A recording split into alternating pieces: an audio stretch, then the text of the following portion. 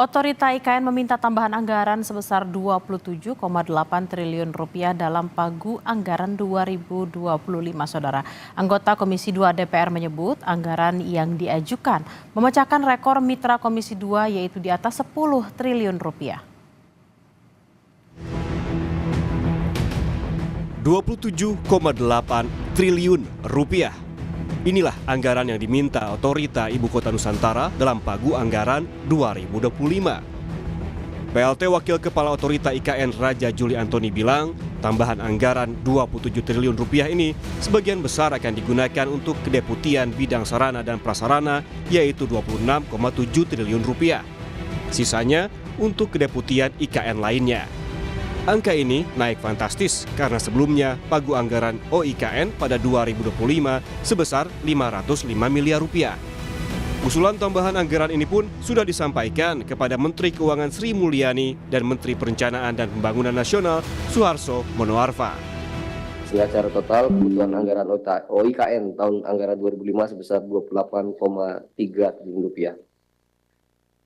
Slide menunjukkan detail masing-masing kedeputian, namun secara spesifik saya akan menyampaikan tentang usulan anggaran dari kedeputian bidang sarana dan prasarana. Ini yang paling signifikan sebesar Rp26,7 triliun akan digunakan untuk melengkapi ekosistem terbangun tahun 2024-2025. Kegiatan yang diusulkan antara lain pembangunan jalan dan MUT di KIPP, hunian ASN, infrastruktur dasar lainnya seperti air minum, pengolahan sampah, limbah, gedung kantor OIKN, serta lain sebagainya. Anggota Komisi 2 dari fraksi PKS Mardani Alisera menyebut besaran anggaran yang diajukan OIKN itu merupakan rekor baru anggaran mitra Komisi 2. Namun, Mardani menegaskan pihaknya mendukung usulan anggaran tersebut. Pertama kali dalam sejarah nih pimpinan dan anggota ada rekor mitra Komisi 2 yang anggarannya di atas 10 triliun usulannya. Kami mendukung, tetapi tentu perlu sangat dijaga akuntabilitasnya, sustainabilitasnya. Salah satu yang menjadi perhatian adalah karena konsepnya city in the forest gitu loh. Betul-betul keasrian dan keaslian baik kondisi alam, masyarakat, masyarakat adat betul-betul dijaga. Di sisi lain, Menteri PUPR sekaligus PLT Kepala Otorita IKN, Basuki Hadi Mulyono bilang, meskipun belum 100%, infrastruktur di Ibu Kota Nusantara sudah siap.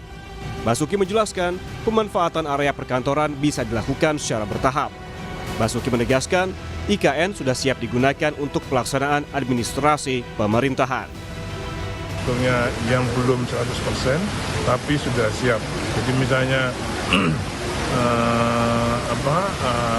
perkantoran Kemenko 1, 2, 3, 4 mungkin belum semua lantai bisa dipakai, tapi dari 6 lantai itu mungkin sudah 4 lantai yang sudah bisa dipakai. Jadi memang harus bertahap pemanfaatannya.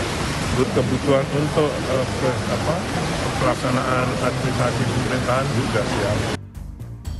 Sementara itu, menurut rencana, mulai hari ini Presiden Joko Widodo akan berkantor di Ibu Kota Nusantara, Kalimantan Timur hingga purna tugas. Kepala Sekretariat Presiden Heru Budi Hartono menyebut Presiden akan berada di IKN mulai 10 September hingga 19 Oktober 2024 mendatang. Heru Budi mengatakan menurut rencana Presiden Jokowi juga akan memimpin sejumlah rapat. Selain itu, IKN akan menjadi titik keberangkatan Presiden untuk kunjungan kerja ke berbagai daerah. Presiden bakal berkantor hingga 19 Oktober 2024 atau sehari sebelum pelantikan Presiden dan Wakil Presiden terpilih hasil pemilu 2024 pada 20 Oktober 2024. Karena beliau berkantor itu kan sampai tanggal 19, kemungkinan dari tanggal 10 sampai 19, dan ada beberapa di Selasa itu kegiatan rapat dan lain-lain, termasuk juga mungkin bunker, UKM dan ke kota lain. Berarti selama berapa hari itu Pak? Seminggu lebih? Ya kalau sampai tanggal 19 Oktober lebih 40 hari ya. Bapak Presiden ke IKN tuh biar pembangunan cepat atau bagaimana sih Pak? Ya beliau kerja di sana sambil mengundang. Berdasarkan paparan di depan Komisi 2 DPR, tambahan anggaran untuk IKN dibutuhkan untuk membiayai 3 hal. Di antaranya pengelolaan gedung-gedung, pembangunan infrastruktur lanjutan, dan teknologi kota pintar. Selain itu, diwanti-wanti, pembangunan IKN harus menjaga kelestarian lingkungan karena mengedepankan konsep kota hutan. Tim Liputan, Kompas TV.